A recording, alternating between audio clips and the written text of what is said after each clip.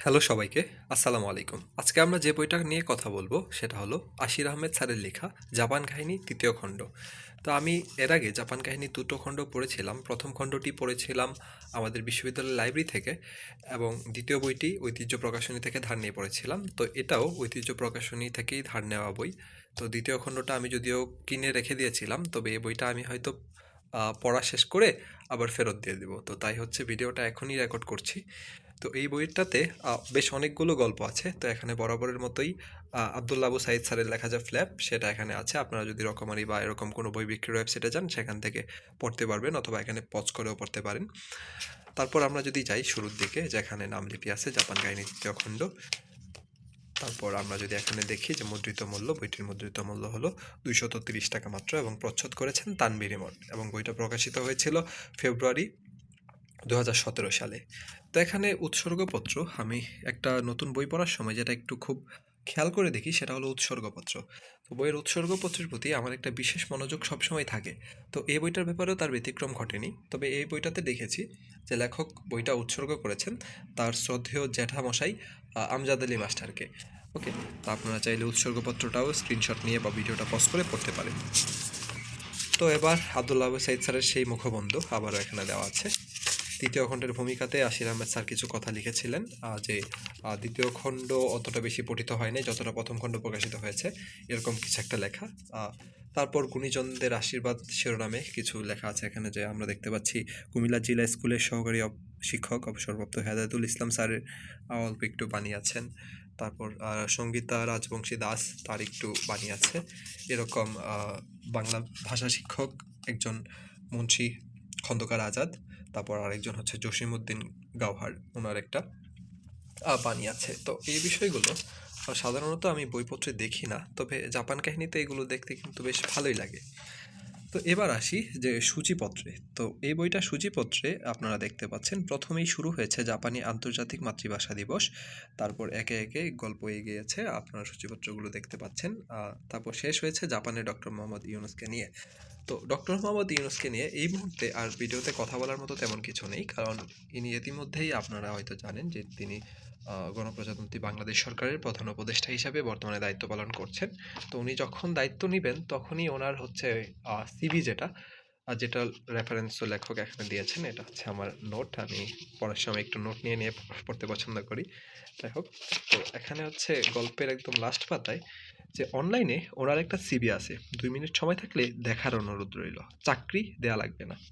ওকে, তো আমরা তো সিভিটা মূলত চাকরি দেওয়া নেওয়ার সময় ব্যবহার করি। তো এখানে এই ওয়েবসাইটে, অর্থাৎ mohammadiunus.org/index টাইপের কিছু একটা, আপনারা যদি গুগলে সিম্পলি সার্চ করেন যে ডক্টর মোহাম্মদ ইউনুস সিভি, তাহলে হয়তো আপনারা ওনার সম্পর্কে জানতে পারবেন।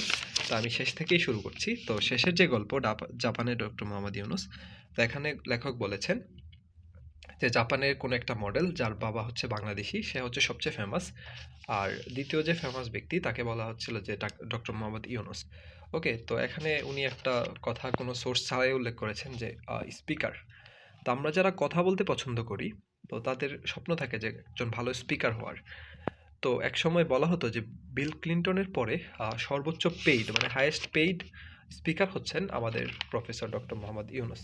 তো আমরা আবারও সূচিপত্র থেকে যদি আসি, একদম শুরু থেকে যদি আগাই, আমরা হয়তো বেশ কিছু গল্প নিয়ে কথা বলবো। আমার প্ল্যান ছিল যে সবগুলো গল্প নিয়ে কথা বলবো এবং অন স্ক্রিন বা ক্যামেরার সামনে এসে, কিন্তু সময় স্বল্পতার কারণে সেটা এখন করতে পারছি না।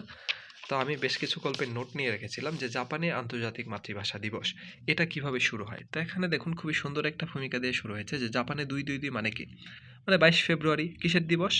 22 ফেব্রুয়ারি হচ্ছে বিড়ালের কিছু একটা দিবস। ওকে, ওই দিনটা হচ্ছে সবাই বিড়াল নিয়ে খুব কথাবার্তা বলে।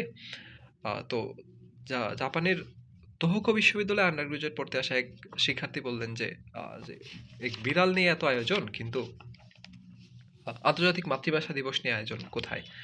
তো এই যে কথোপকথন, তারপর কিভাবে হচ্ছে জাপানে আন্তর্জাতিক মাতৃভাষা দিবসের আয়োজন শুরু হলো, তারপর সেখানে বিষয়টাকে ইনক্লুসিভ করার জন্য যে কিভাবে লেখক আরও 17টি ভাষা নিয়ে হচ্ছে 18টা ভাষাবোধ তৈরি করলো, এবং সেখানে একটা বিষয় বেশ গুরুত্বপূর্ণ মনে হয়েছে আমার কাছে, উল্লেখযোগ্য।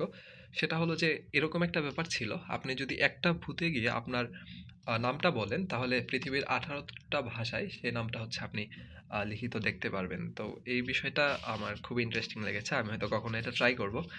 যে আমার নামটা হচ্ছে বিভিন্ন ভাষায় লিখে ওইটা হয়তো একটু ডকুমেন্ট করার চেষ্টা করব। তো জাপানি ভাষার শিক্ষক, লেখক ওনার একটা স্মৃতি শেয়ার করেছেন।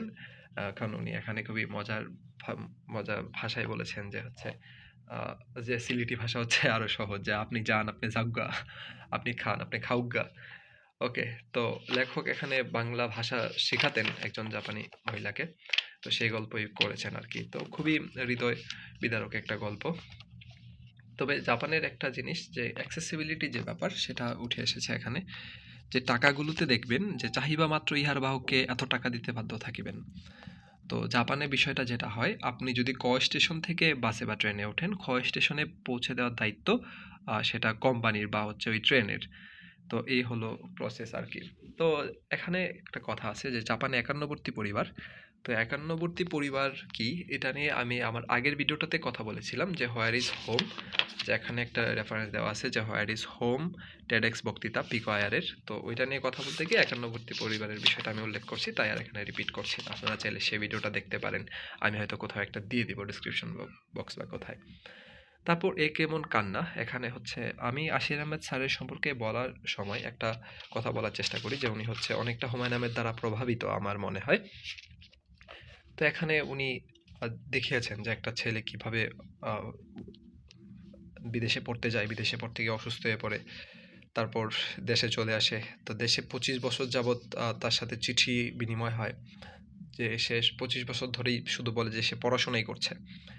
তো এরকম হলো ব্যাপারগুলো। তো জাপানে চাওয়া পাওয়া, তো এখানে চাওয়া পাওয়া বলতে হচ্ছে যে আহ, যথাযথ কর্তৃপক্ষের নিকট যে আবেদন করলে সেটার একটা সুবিধা বা সুফল পাওয়া যায়, সেটার উল্লেখ এখানে লেখক কয়েকটা ঘটনার মাধ্যমে বলেছেন। যে প্রথম ঘটনা যেটা হচ্ছে যে এয়ারপোর্টের একটা ঘটনা, যে এয়ারপোর্টে কিভাবে উনি একটা আপগ্রেডেশন পেয়েছিলেন। ওকে, যে 20 মিনিটের মধ্যে আমরা জানতে পারলাম আমরা তিনজনই উঠছি, একটা বড় অঙ্কের টাকা দিয়ে অন্য তিনজনকে পরের ফ্লাইটে শিফট করে দেওয়া হয়েছে। তো তাদের আসাটা আর্জেন্ট ছিল, তো এজন্য তাদের হচ্ছে একটা ফ্লাইটে উঠিয়ে এবং তাদের বিপরীতে বাকিদের হচ্ছে বাকি তিনজনকে একটা বিশাল বড় টাকার অ্যামাউন্ট দিয়ে হচ্ছে পরের ফ্লাইটে শিফট করা হয়েছে। তো তারপর লেখক এখানে একটা অফিসারের কথা বলেছেন, একটা লঞ্চ ভাড়া করা হলে কিভাবে ওইটা হচ্ছে ঠিকঠাক মতো পরিষ্কার করা হয়নি বা ঠিক টাইমে এসে উনি দেখে যে লঞ্চ রেডি না, ব্যাপারটা হচ্ছে এরকম। তো এখানে এই গল্পে একটা জিনিস লেখক উল্লেখ করেছেন, যে আমাদের দেশে হচ্ছে যে সাধারণ মানুষ লঞ্চে যারা থাকে, ডেকে যারা কাজ করে, তো তাদের যে আতিথেয়তা, তাদের যে আন্তরিকতা, সেটা এখানে লেখক বেশ ভালোভাবেই দেখিয়েছেন। তো জাপানে নাগরিকদের ক্ষমতা, এই বিষয়ে যদি একটু বলতে চাই, আপনি হয়তো এরকম কিছু কিছু ছবি ফেসবুকে দেখেছেন যে যেখানে হয় কি, আহ, এই জায়গার মালিক তার জায়গা দেয় নাই দেখে হচ্ছে রাস্তাটা হচ্ছে বেশ বাঁকা। ওকে। তো আপনারা এখানে এরকম কিছুই গল্প আছে যে নাগরিকদের ক্ষমতা কতটুকু, যে জমিগুলোর জায়গা বেঁকে আমরা রাস্তায় প্রবেশ করি, নাগরিকের ক্ষমতা কত দূর হতে পারে, যে তিনি হচ্ছে তার জায়গাটা ছাড়েননি। তো বিমানবন্দর হচ্ছে তার বিশ্ববিদ্যালয়ের কাছাকাছি হওয়ার কারণে বিমানবন্দর সরিয়ে নেওয়া হয়েছে, দুঃখিত, তার বিশ্ববিদ্যালয় সরিয়ে নেওয়া হয়েছে। তো এই হলো কথা। তো এখানে একটা ইন্টারেস্টিং গল্প আছে, জাপান কেন এত পরিষ্কার, এটা আমাদের খুবই কমন প্রশ্ন। তো আপনারা যদি এই গল্পটা পড়েন তাহলে অবশ্যই বুঝতে পারবেন যে জাপান কেন এত পরিষ্কার। যেটা শুরু হয়েছিল যে অলিম্পিকের সময় আমাদের দেশে মেহমান আসবে, তো রাস্তায় কোনো ময়লা রাখা যাবে না। এই লাইনগুলো একটু পড়ি, যে শোনো গো নবিতার মা, মন দিয়া শোনো, 4 বছর পর অলিম্পিক ঘটিবে বিদেশির আগমন, ঘরের রাস্তায় কোনো রাখতে হবে পরিষ্কার, একটুখানি ময়লা গো মা, ইজ্জতের কারবার। ওকে। তো আমি এখানে হুবহু হয়তো লেখাগুলো পড়িনি, তো আমি কিছু একটা অ্যাকসেন্ট দিয়ে পড়ার চেষ্টা করেছি। যাই হোক, তো এই লেখাটা মানে নবিতার মা এবং কি বলে সিজুকার মা সিনড্রোম নামে লেখক লিখেছেন। তো তারপর এখানে কিছু তথ্যমূলক লেখা আছে, আপনারা যদি সংখ্যাগুলো খেয়াল করেন। তারপর রিসেট পলিসি সম্পর্কে এগুলো ব্যাপার স্যাপার আছে। তারপর আসছে ভর্তি পরীক্ষার হল। ওকে। তো এবছর চট্টগ্রাম বিশ্ববিদ্যালয়ের ভর্তি পরীক্ষার সময় আপনারা একটা জিনিস হয়তো দেখেছেন, যে চট্টগ্রাম বিশ্ববিদ্যালয়ের উপাচার্য স্যার যখন পরীক্ষার হলে ডিউটিতে যায়, তিনি হচ্ছে সাথে ওনার প্রশাসনের অনেককেই নিয়ে যান এবং সেখানে ছবি তোলেন। হুম? তো ওই ছবির পরে খুবই সমালোচনা হয়েছে পরীক্ষার হলে এতজনের কাজ কি। তো এটা শুধু চট্টগ্রাম বিশ্ববিদ্যালয়ের গল্প না, আমাদের দেশে ভর্তি পরীক্ষাগুলোতে প্রক্টোরিয়াল টিম বা হচ্ছে বিশ্ববিদ্যালয় প্রশাসন গিয়ে একটু আহ, পর্যবেক্ষণ করে আসেন। তো এখানে ভর্তি পরীক্ষার হল সম্পর্কে বেশ সিরিয়াস একটা বর্ণনা আছে যে একজন ছাত্র হাত তোলা মাত্র একজন পরিদর্শক একটা কুইজ টাইপের ফর্ম নিয়ে দৌড়ে যাবেন। কতে লেখা থাকবে টয়লেটে যেতে চাই, খতে লেখা থাকবে বমি পাচ্ছে, গতে লেখা থাকবে পাশের ছাত্রটি পাকা পাচ্ছে। তো এরকম আরো অনেক কিছু লেখা থাকবে। আর ধরুন আপনার কলমটা বা পেন্সিলটা যদি পড়ে যায় সেটাও আপনি কিন্তু ঝুঁকে তুলবেন না, আপনি জাস্ট হাত তুলবেন। বাকি কাজ হচ্ছে পরিদর্শকের, পরিদর্শক স্যার আসবেন, এসে হচ্ছে উনি নিজে আপনাকে তুলে দেবেন। তো এই হচ্ছে অবস্থা। তো জাপানের পরীক্ষার হল, বিশেষ করে ভর্তি পরীক্ষার হল খুবই সিরিয়াস ব্যাপার-স্যাপার। তো এখানে যে আমি যেটা একটু আগে বলেছিলাম যে আশির আহমেদ এবং হুমায়ুন আহমেদের একটা মিল আছে। লেখক এটা নিজেও এখানে স্বীকার করেছেন যে জাদু দেখে উনি কিভাবে টাকা-পয়সা পেয়েছেন সে একটা মজার গল্প আছে এখানে। টয়োটা করোলা। তো আমি গণিত বিভাগের শিক্ষার্থী। তো এখানে উনি এক্স অ্যাক্সিস এবং ওয়াই অ্যাক্সিস এর মাধ্যমে দেখিয়েছেন যে কিসের জিরোনাইজেশন করতে হবে এবং কিসের ম্যাক্সিমাইজেশন করতে হবে। তো জিরোনাইজেশন মানে হচ্ছে শূন্যের কোটায় নিয়ে যাওয়া, যেরকম এখানে লেখক বলেছেন অ্যাক্সিডেন্ট, যানজট, কার্বন ডাইঅক্সাইড এমিশন। আর ম্যাক্সিমাইজেশন করতে চান সেগুলো হচ্ছে যে স্বচ্ছন্দ বা স্বাচ্ছন্দ্য, নিরাপত্তা এবং গাড়ির প্রতি ভালোবাসা। তো এখানে টয়োটা করোলা বাংলাদেশের কেন আসবে বা আসবে না, উনি যখন এগুলো নিয়ে আলাপ করতেছিলেন টয়োটা কোম্পানির সাথে, সেগুলো এখানে গল্প আকারে বলেছেন। তো এখানে লেখক একটা জিনিস উল্লেখ করেছেন, আমি যদি বলি আপনাদের, বাংলাদেশিরা আমরা যখন কোনো প্রেজেন্টেশন দেই বিদেশিদের কাছে, ইনভেস্টরদের কাছে, আমরা খুবই আত্মগরিমা বা আত্মহংকারে ভুগি। বিষয়টা হচ্ছে এরকম যে আমাদের তো সবকিছু আছে। তো ইনভেস্টরদের সাইকোলজিতে যেটা হয় যে আপনাদের সবকিছু যদি থাকে তাহলে আপনারা নিজেরা বানিয়ে নিচ্ছেন না কেন?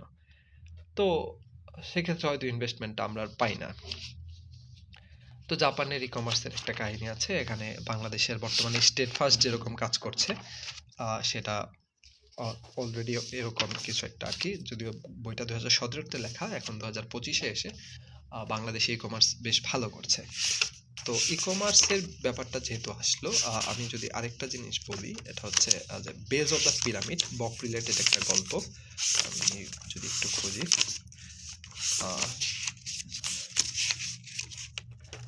দুঃখিত, আচ্ছা আমরা যাবো। তো বক রিলেটেড একটা গল্প আছে যে বেজ অফ দ্য পিরামিড। তো লেখক সেখানে বলেছেন যে পিরামিডের নিচের দিকে যারা থাকে এবং উপরের দিকে যারা থাকে তাদের মধ্যে যে বৈষম্য, তো সেটা হচ্ছে লেখক সেখানে উল্লেখ করেছেন আর কি।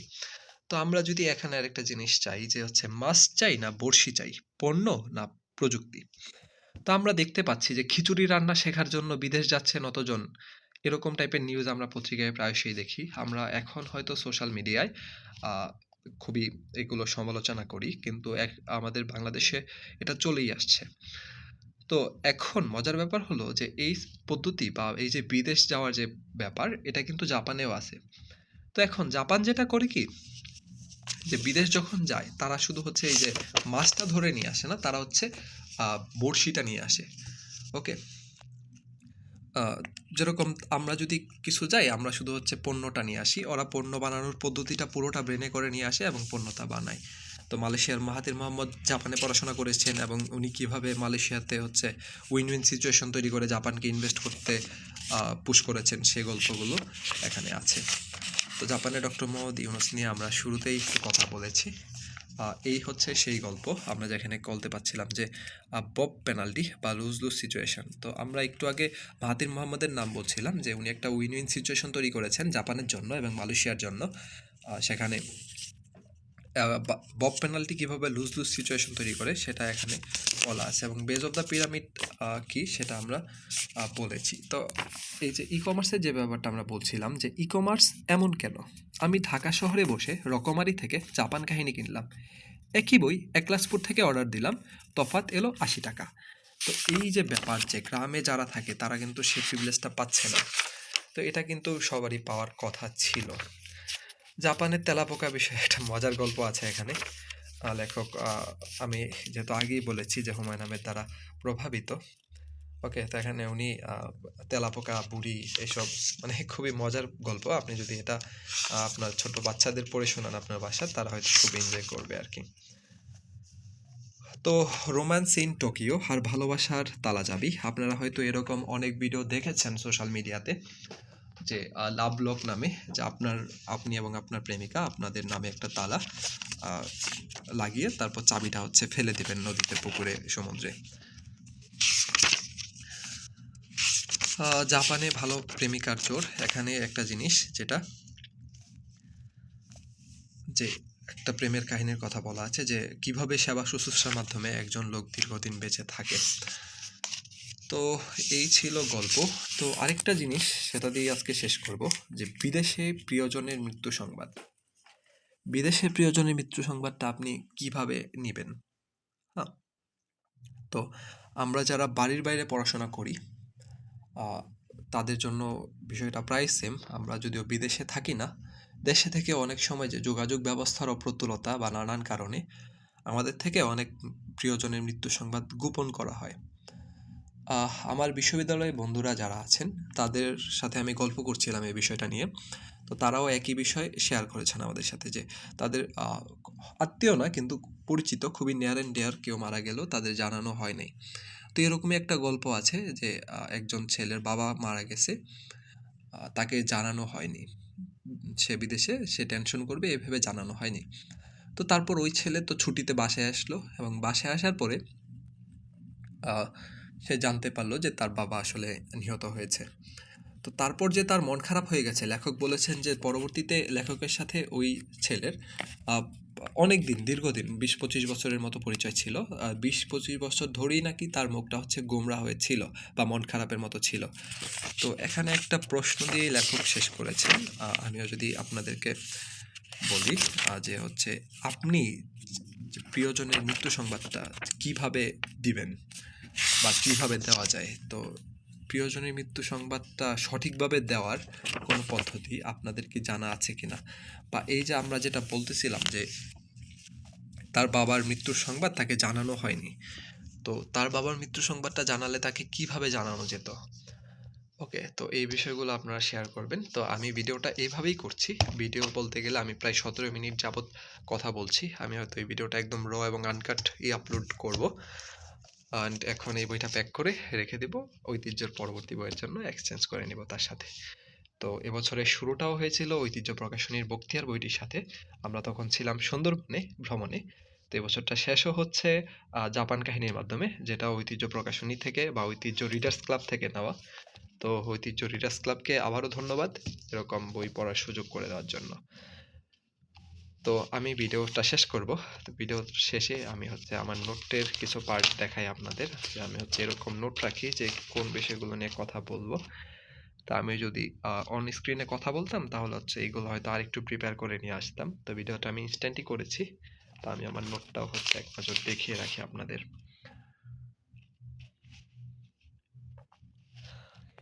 তো এখানে আমি গল্প 13 পর্যন্ত নোট করেছিলাম, তারপর বাকিটা অন্য আরেকটা পেজে। তো এই ছিল জাপান কাহিনী 3য় খণ্ড, আশির আহমেদ স্যারের লেখা, এবং এবছরের পড়া আমার সর্বশেষ বই। আমি হয়তো কালকে পরশু আমি এবছরে কি কি বই পড়েছি সেটা নিয়ে ফেসবুকে এবং ইউটিউবের কমিউনিটিতে একটা পোস্ট শেয়ার করব। তো ততক্ষণ পর্যন্ত সবাই ভালো থাকবেন। আল্লাহ হাফেজ, আসসালামু আলাইকুম।